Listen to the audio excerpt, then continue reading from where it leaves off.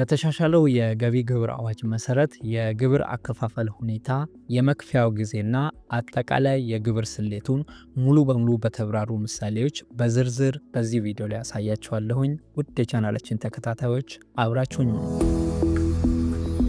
ለቻናሉ አዲስ የሆናችሁ እንዲህ አይነት ጠቃሚና ወቅታዊ ትምህርቶችን በየጊዜው ለማግኘት ቻናላችንን ሰብስክራይብ በማድረግ ቤተሰብ ይሁኑ።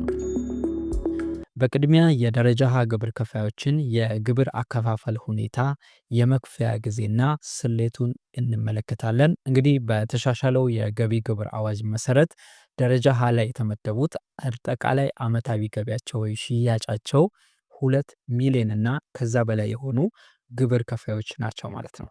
በአዲሱ የገቢ ግብር አዋጅ መሰረት የደረጃ ሀ ግብር ከፋዮች ዓመታዊ ግብራቸውን የሚከፍሉት እንደሚከተለው ይሆናል። ከተያዘው የግብር ዓመት በፊት በነበረው የግብር ዓመት የከፈሉትን ዓመታዊ ግብር 25% ወይም 1/4ኛ የሂሳብ ሪፖርታቸውን ወይም ፋይናንሻል ስቴትመንት ከሚያቀርቡበት ወር መጨረሻ ጀምሮ በሚቆጠር በየሶስት ወሩ በ5 የሥራ ቀናት ውስጥ አስቀድመው ይከፍላሉ።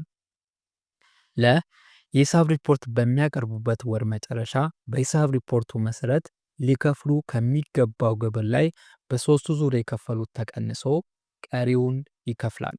ይህ ማለት በየሶስት ወሩ በተያዘው የግብር መክፈያ ጊዜ ሰሌዳ መሰረት የሂሳብ ሪፖርት ከሚያቀርቡበት ወር መጨረሻ ጀምሮ ተቆጥሮ ለመጀመሪያዎቹ 3 ዙሮች ከተያዘው የግብር ዓመት በፊት የከፈሉትን ግብር 25% ወይም 1/4ኛ አስቀድመው ይከፍላሉ ማለት ነው። በአራተኛ ዙር ላይ የሂሳብ ሪፖርታቸውን ሲያቀርቡ በዚሁ ዓመት ባቀረቡት ፋይናንሻል ስቴትመንት መሰረት እንዲከፍሉ ከተወሰነላቸው ግብር ላይ በሶስቱ ዙሮች አስቀድመው የከፈሉት ተቀንሶ ቀሪውን ይከፍላሉ ማለት ነው። ለምሳሌ ሚስተር ኤክስ የሚባል የደረጃ ሀ ግብር ከፋይ በ2017 ዓ.ም ካገኘው የንግድ ትርፍ ላይ 200 ሺህ ብር ግብር ከፍሎ ከነበረ በአዲሱ አዋጅ መሰረት የቀጣይ ዓመቱን ግብር ስንት ይከፍላል የሚለውን ካልኩሌት እናደርጋለን።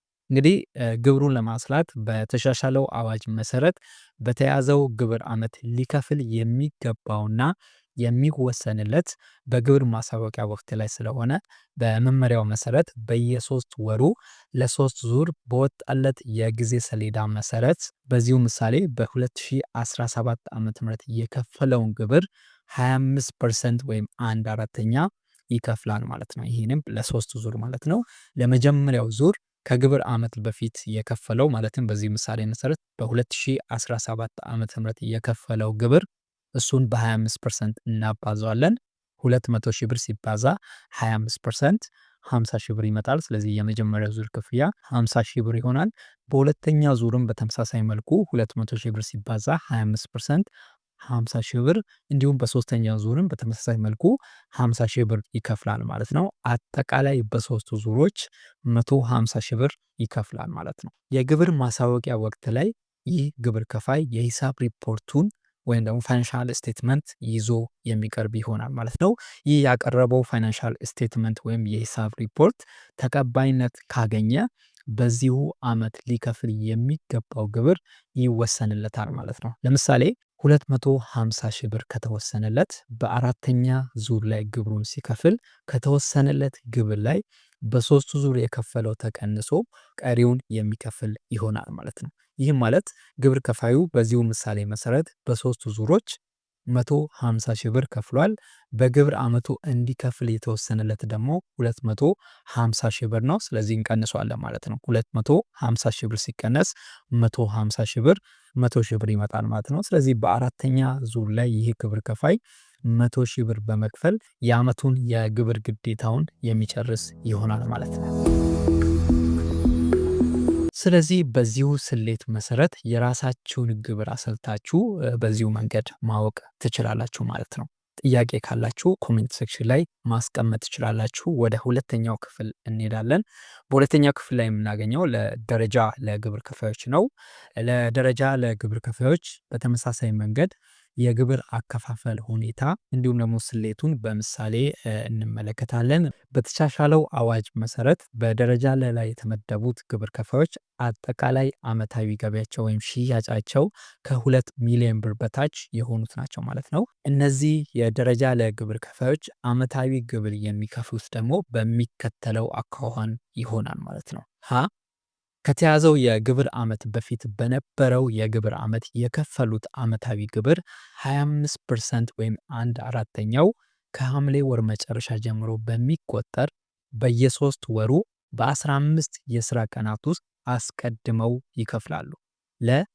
በየግብር ዓመቱ ሐምሌ ወር መጨረሻ ሊከፍሉ ከሚገባው ግብር ላይ በየሶስት ወሩ የከፈሉት ተቀንሶ ቀሪውን ይከፍላሉ ማለት ነው። ለምሳሌ ሚስተር ዋይ የሚባል የደረጃ ለግብር ከፋይ ሆኖ በ2017 ዓመተ ምህረት ላይ የከፈለው ዓመታዊ ግብር 90 ሺህ ብር ቢሆን በ2018 ዓመተ ምህረት በተሻሻለው አዋጅ መሰረት ስንት ይከፍላል የሚለውን ካልኩሌት እናደርጋለን። እንግዲህ ስሌቱ ኦልሞስት ለደረጃ የሰራ ነው አይነት ነው።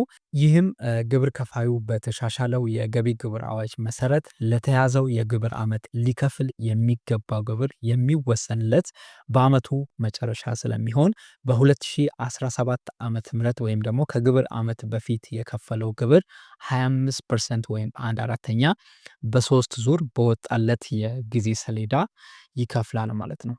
በዚሁም ምሳሌ መሰረት አሁን ይህ ግብር ከፋይ ከተያዘው የግብር ዓመት በፊት የከፈለው ማለትም በ2017 ዓ.ም የከፈለው ግብር 90 ሺህ ብር ነው። ይሄን በ25% ወይም ደግሞ በ1/4ኛ እናባዘዋለን 22500 ብር ይሆናል ማለት ነው።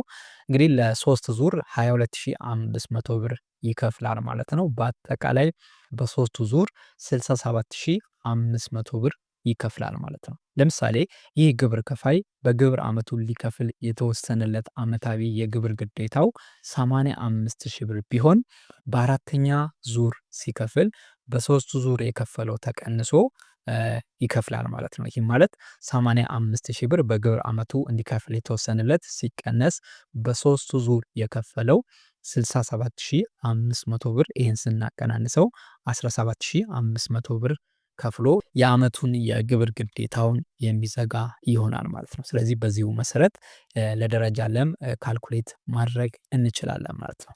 ኦኬ። በመጨረሻም ለመጀመሪያ ጊዜ የገቢ ግብር የሚከፍሉ አዲስ ግብር ከፋዮች የመጀመሪያውን የግብር ዓመት በተመለከተ ዓመታዊ ግብር የሚከፍሉት በሚከተለው መሰረት ይሆናል። የደረጃ አዲስ ግብር ከፋዮች ዓመታዊ ገቢያቸውን ማስታወቅ ባለባቸው ጊዜ በግብር ዓመቱ ሊከፍሉት የሚገባውን ግብር መክፈል አለባቸው ማለት ነው። እንግዲህ አዲስ ግብር ከፋዮች ከሆኑ የግብር ማሳወቂያ ወቅት ላይ በዛው ሰዓት ይወሰንላቸዋል። ፋይናንሻል ስቴትመንትም ይዘው ስለሚቀርቡ እዛው ይወሰንላቸዋል፣ እዛው የሚከፍሉ ይሆናል ማለት ነው። ከቀጣይ ዓመት ጀምሮ ደግሞ ሬጉላር ግብር ከፋዮች ስለሚሆኑ በወጣለት እስኬጁል መሰረት በየሶስት ወሩ እየከፈሉ የሚሄድ ይሆናል ማለት ነው።